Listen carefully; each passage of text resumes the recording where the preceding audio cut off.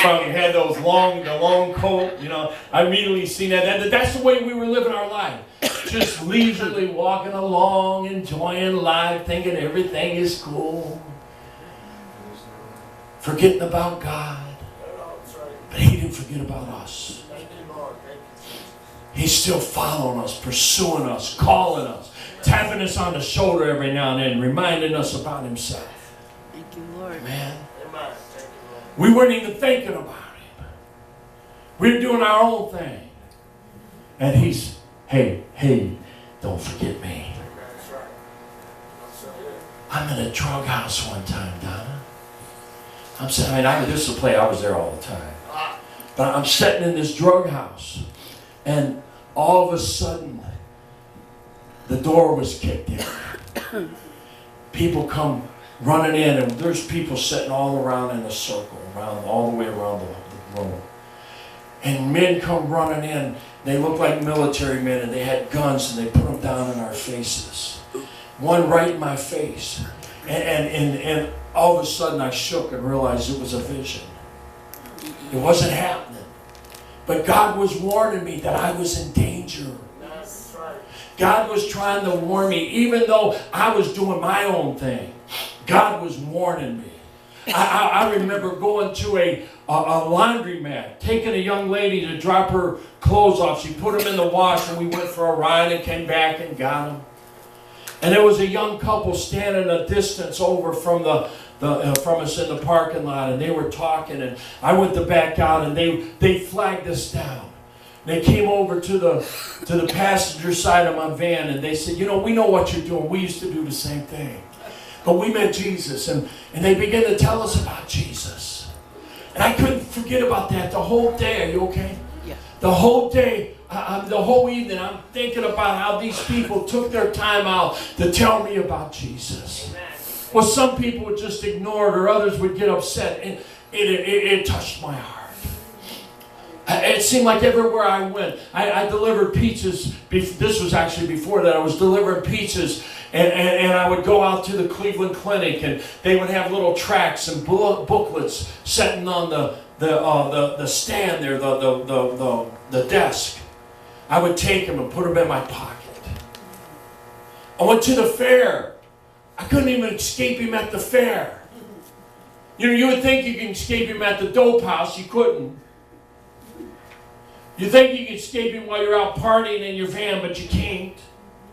So maybe I can get away from this. Now, I wasn't thinking this way, but looking back, maybe I could get away from him if I go to the fair and just have fun. That's an amusement park. Go to him. How many of you know what amusement means? To amuse means to place your mind upon. Amusement means to take your mind off of.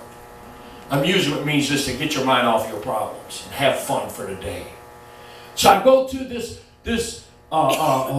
state fair in Painesville.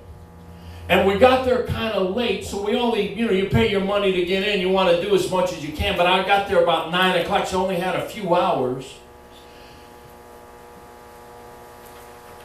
I was called over to a little stand and asked me to look through these little binocular things.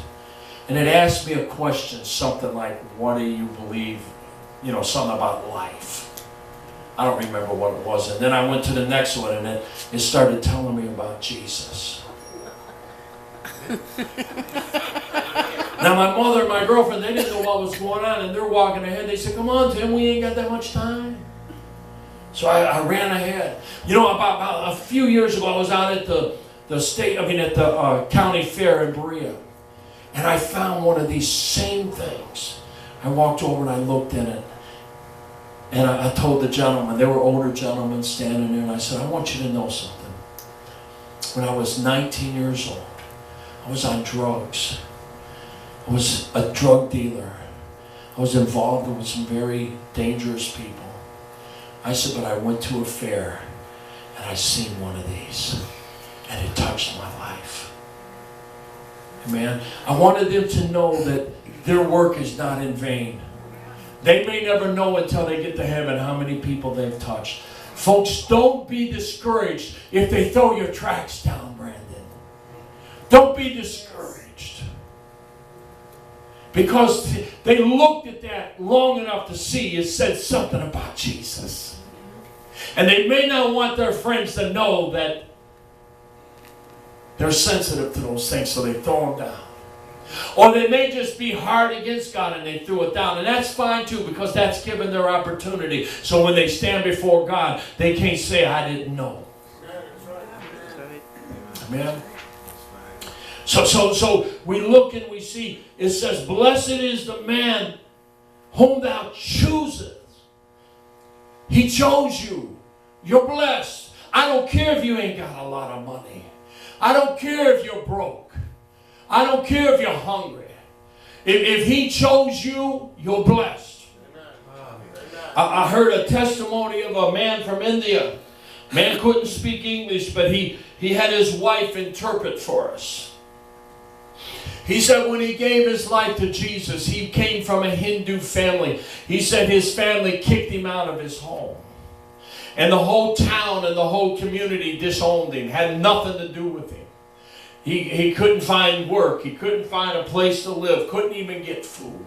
And he said, I went on a 40-day fast. He said it was a forced fast. And he said that when I broke my fast, he said the way I broke my fast was I seen a rat running across the floor with an apple in its mouth. He said I caught that rat, stole its apple, washed it off and ate, and I broke my fast after 40 days.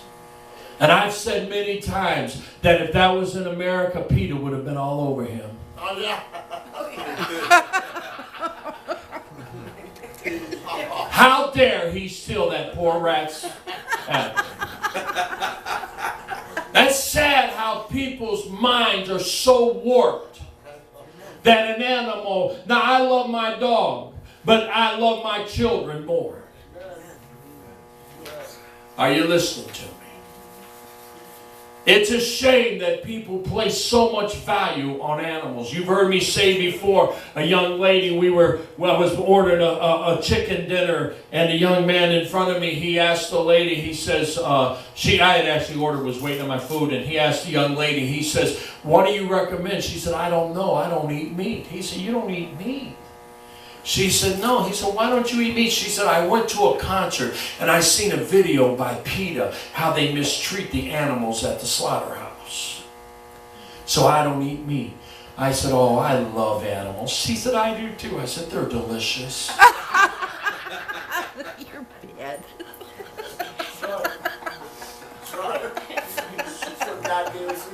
Throw a steak in front of me and I'll show you how much I love it. You guys don't even have to ask me about fried chicken. I'm a preacher. Fried chicken is the preacher's love. It said, blessed is the man whom thou choosest and causes to approach unto thee, that he may dwell in thy courts. Look at this.